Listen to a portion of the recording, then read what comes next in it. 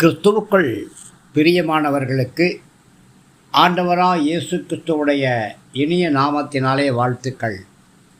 இதனால் தியானத்திற்காக நான் எடுத்துக்கொண்ட வேத பகுதி லூக்கா சுவிசேஷம் 6ஆம் அதிகாரம் 38வது வசனம். கொடுங்கள், அப்பொழுது உங்களுக்கும் கொடுக்கப்படும். அமைக்கி குலுக்கி சரிந்து விழும்படி நன்றாய் அளந்து உங்கள் மடியிலே போடுவார்கள்.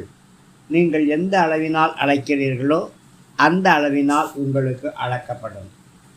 பிரியமானவர்களே, நம்மிடத்தில் கொடுக்கும் ஆவியும் மன்னிக்கும் ஆவியும் நிரம்பி இருக்க வேண்டும். அப்போது தேவ ஆசீர்வாதங்களை நாம் நிறைவாக பெற்றுக்கொள்வோம். மற்றவர்கள் நமக்கு ஏற்படுத்தியிருக்கிற காயங்களை நாம் மன்னிக்கும் பொழுது தேவன் நம்மையும் மன்னிப்பார். மற்றவங்களுக்கு நாம் செய்யக்கூடிய தவறுகளை மற்றவர்களும் நமக்கு மன்னிப்பாங்க. நமக்கு விரோதமாக யாரெல்லாம் தீங்கு செய்ய வராங்களோ அவங்கள நாம் மன்னிக்கணும். அப்பொழுது தேவனும் நம்மை மன்னிப்பார். பிரியமானவர்களே, நம்ம ஆசீர்வதிப்பதற்கு தேவன் பொதுவாக மனுஷங்களைத்தான் கருவியாக பயன்படுத்துகிறாரு. அவங்க நம்முடைய மடியிலே நன்றாய் அளந்து போடுவது நமக்கு ஆசீர்வாதமாக இருக்கும். நாம் செய்கிற நீதியின்படி நம்மை ஆசீர்வதிக்க தேவன் பல சமயங்களில் மனுஷங்களை கருவிகளாக பயன்படுத்துகிறாரு.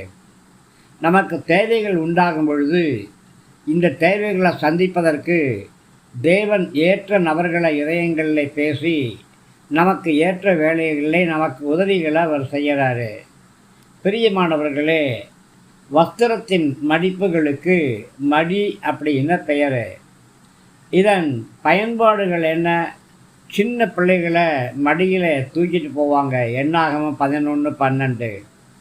ஆடுகளையும் மேலும் பல பொருள்களையும் மடியில் தூக்கி செல்வது வழக்கம்.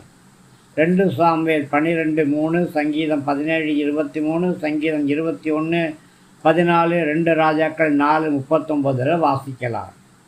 உள்ளான ஜீவிதத்தையும் உணர்வுகளையும் இது உருவகமாக சொல்வதற்கு மடி அப்படிங்கிற வார்த்தை பயன்படுத்தப்படுது. நன்மை செய்வதற்கு ரெட்டிப்பான நன்மைகள் கிடைக்கும் அப்படிங்கிற பொருளில் தான் இந்த வசனம் நமக்கு சொல்லப்பட்டிருக்கு. நன்மை செய்வதில் சோர்ந்து போகாமல் இருப்போம். கர்த்தர் ஆசீர்வதிப்பார்.